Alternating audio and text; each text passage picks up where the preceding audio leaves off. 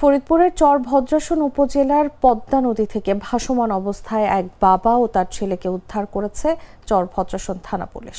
শনিবার দুপুরে থানার ভারপ্রাপ্ত কর্মকর্তা মোহাম্মদ আনোয়ার হোসেন বিষয়টি নিশ্চিত করেন। তিনি জানান, শুক্রবার বিকেলে চরাঞ্চলের বিভিন্ন ভোট কেন্দ্র পরিদর্শনের দায়িত্বে থাকা পুলিশের একটি টিম স্পিড বোটে করে চর ঝাউকান্দা ইউনিয়ন সংলগ্ন পদ্মা নদী পথে যাচ্ছিল। এ সময় নদীতে ভাসমান অবস্থায় মানুষ দেখতে পেয়ে পুলিশ সদস্যরা দ্রুত ঘটনাস্থলে পৌঁছে একজন মাঝবয়সী ব্যক্তি এবং একজন শিশুকে উদ্ধার করেন।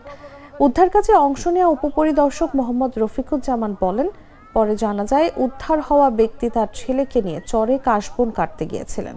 কাশবনের অতিরিক্ত বোঝায় তাদের নৌকাটি ডুবে যায়। এরপর কাশবনের আঁটি ধরে বাবা ও ছেলে নদীতে ভাসতে থাকেন।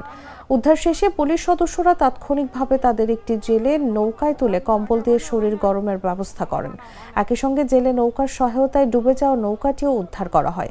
পরে উদ্ধারকৃত নৌকাতেই বাবা ও ছেলেকে তাদের বাড়িতে পৌঁছে দেওয়া হয়।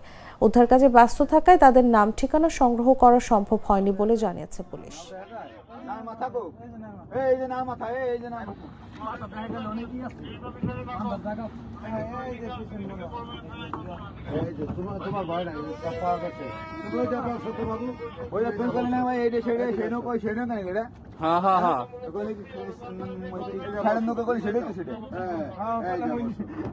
এই যে ওই নৌকাটা রোডে গেলে পাবা ওই যে নৌকা আমরা যেটা খুঁজতেছি ওই সেই নৌকা বুঝলি।